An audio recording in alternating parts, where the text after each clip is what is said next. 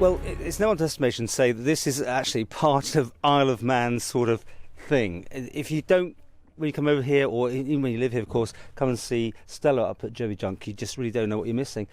And of course, the news broke last week. Although we had it in our diary, it was going to break this week. That it's over for you. You can't afford to continue. Is that the right way? You can't afford the rent on this place. And that is so, basically. I mean, it's about 30,000 or something, isn't it? Yes. Now let's go back a bit. You used to have a nice old Nissan house, didn't you? That was wonderful. Yes, I used to buy from auction, and people came from all over England, from Edinburgh and from Ireland, Belfast and Portobello Road. And such were the auctions. They were so good in those days, but times have changed. Well, I think the point was that over there, presumably the rent was very low, being an old hut. Oh, excellent, 3,000. They wanted you off there and moved you in here, didn't they? Well, they offered everyone who... people followed me here and had a lot of second-hand shops. There were buildings down there, and the government offered us new premises at 3 times the rent, and only I took on the new premises. They did actually promise to build another lot of retail places, but that never occurred. So even from the word go, when you moved in here, you were paying quite a large, big increase. About 9,000. So why has it jumped to? Is it 30 again? 30. Where did the jump happen? Well, I moved here in 1994. So that's kind of 20 years ago, is it not? Yeah. And so every year they sort of put it up. Kind of, yes. Now, who's to blame for this? Which department? It's a government building, isn't it? It's normal. It's kind of a normal thing nowadays. But someone puts it up. I mean, government officials come here, do they? And they look at it and they reassess you or something? I don't know what they do. Okay, but you've had enough, have you? I mean, this is as far as you can go, basically.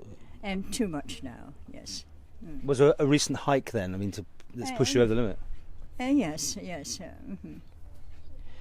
What will happen? Because there's no way I can imagine you getting rid of all that stuff pretty easily. I mean, it's just incredible. You probably got stuff there you don't even know you still got. I mean, it's amazing. And then next door, the books as well. You've got so much. Books. And thousands of items in there. Thousands of LPs and thousands of CDs. You still got the gas mask. I always remember that when I was a kid coming around here. The World War II gas masks. Yes, I had quite a number of those, and they're all gone. All gone? Even to this day, people ask me, do I have any gas masks? Because you did props as well for the films, didn't you? Sure. Unit 2 was devoted to the films, and I had to sell... about 12,000, hire out 12,000 pounds worth of stock to the hire people to maintain the place. The maintenance was costing me about 12,000, and when we had films being made here, 12 a year, I could afford to continue. But then they were cut to about 6 per year. And I had to close the prop house, and this is how the books came about. Right. I mean, we're recording this in Festival of Motorcycling, or MGP, whatever you call it, and the bikers are queuing up to get in. Everyone knows about your place. Fantastic, yes. How do you feel about shutting the doors then? Maybe it is time I left. I have such a lot of writing to do. I've published one book on father. I have about 200 or 300 poems, serious poems about people and life. I want published, and about 3,000 to 4,000 couplets, words of wisdom. So I have a lot to do in free time.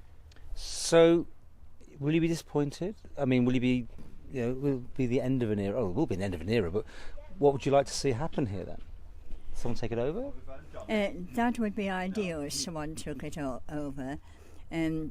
Maybe as a leisure centre, because there's development happening here at Jurby. They're calling for investors to develop this area into a large village or even town-like place with shops and... I mean, do you think there's anything behind this putting your rent up? Do you think they wanted you out here? You do ask me the awkward Well, we're going to interview questions. Alf Cannon in a minute or two after you, so we'll get his take on this from the government. But you, come on, you're being very generous, I think. You must feel a bit peeved that the way you... You're naughty to ask me.